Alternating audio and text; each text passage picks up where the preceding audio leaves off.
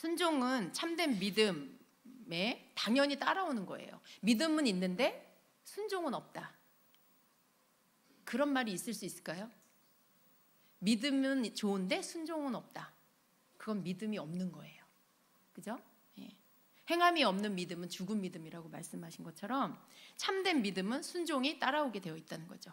근데 예언의 말씀을 들었어요. 근데 그 말씀이 당연히 이제 성경 말씀에 위배되지 않고 하나님의 말씀으로, 성경 말씀으로 또 지지를 받는 그러한 바른 예언의 말씀이다라고 할 때, 그러면 그 말씀을 듣고 그리고 실제적인 어떤 그 말씀이 맞다라는 증거도 주어졌다라면 그 다음 여러분 해야 할 것은 그냥 그 예언을 받아서 주머니에 넣어놓는 게 아니고요, 그 말씀 속에서 여러분에게 순종하라고 한 것을 순종하는 것입니다. 순종하는 거예요. 여러분 막 예언 녹음하고 예언 막 녹음한 거 들어서 막 다 써놓고 근데 순종은 안 해. 그러면 안 되는 거죠. 당연히 여러분이 그 말씀을 믿는다면 그 말씀에서 말씀하고 있는 여러분이 해야 할 몫을 순종해야 한다는 것입니다. 그래서 예언의 약속을 주시고 예를 들어 그 사람의 일정 기간 너 기도해라. 어떤 약속을 주셨는데 너 기도해라. 내가 그것을 이루어 주겠다라고 하셨다라면 그러면 기도해야 되는 거죠. 기도해야 그것이 성취가 되는 거예요. 기도 안 했어. 예언으로 그거 이루어 주신다고 했는데 하나님 왜 안 이루어 주세요? 그렇게 말할 수도 있잖아요. 그런데 여러분 순종하지 않으면 성취되지 않는 것들이 있어요. 개인 예언은요, 신약의 예언은요, 구약의 예언과 다르게 항상 조건적인 것들이 조건부예요. 네가 이렇게 하면 내가 이렇게 해주마. 내가 이렇게 너를 축복하겠다. 네가 이렇게 하거라. 이렇게. 그러면 그거 여러분이 순종하셔야 된다는 거죠. 순종이 예언에 있어서 순종은 굉장히 중요한 것입니다. 우리 월요일날 내일 또 두 사람이 튀르키예 선교 먼저 출발하고요. 또 월요일날 나머지 사람들이 튀르키예 선교에 출발합니다. 근데 이제 예를 들어 어떤 사람이 기도를 받았는데 주님께서 너 선교를 가거라라는 예언을 받았다고 해요. 아니면 또 자기 자신이 하나님 저 선교 가고 싶어요. 보내주세요. 이렇게 기도를 했어요. 근데 하나님 돈이 없어요. 주님 재정을 채워주세요. 이렇게 기도를 했다고 해요. 근데 그 기도를 했는데 자기가 주님께 그래 너 선교 가거라 이런 응답은 받지 못했어요. 그런데 누군가가 선교비를 지원을 해줬어요. 선교를 가라고 선교비를 지원해줬어요. 여러분 그러면 그게 응답이에요? 응답이 아니에요? 하나님이 가라라고 하시는 사인이죠. 그게 확증이에요. 하나님의 응답이에요. 그러면 그 사람은 하나님 찬양하고 감사하며 선교를 다녀와야 되겠죠. 근데 하나님이 나에게 가라고 말씀 안 하셨어.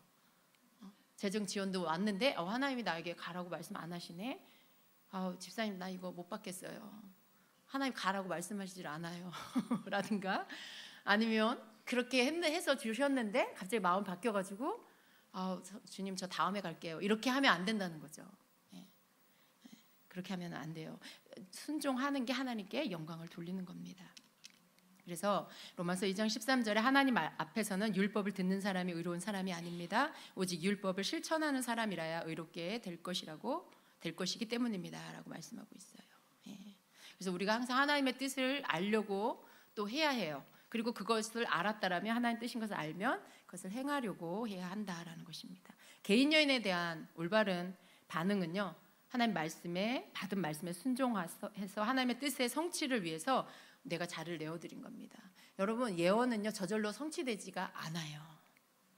아무리 여러분이 많은 예언을 받았다 해도요. 그래서 어떤 사람은 예언 부자예요. 받은 예언이 굉장히 많아서 예언 부자예요. 근데 그렇게 많은 예언이 많은 예언을 받았다 해도요. 정말로 순종을 하지 않으면 성취되지 않는다는 거죠. 정말 많은 축복의 예언을 약속을 받았다 해도 결국은 내가 순종해야만 그 말씀이 이루어집니다. 성경에도 보면 예수님이 어떻게 하세요? 특히 마태복음에 보면 구약의 예언을 성취하기 위해서 예수님께서 그것을 일부러 행하시는 경우들이 되게 많이 나와요. 그러면서 뭐라고 말씀하세요? 우리가 이렇게 해서 하나님의 말씀을 성취해야 된다, 이루어야 한다, 이렇게 말씀하시죠. 그렇게 보면 예언을 일부러 막 이루는 것 같은 그런 느낌이 없잖아 있어요.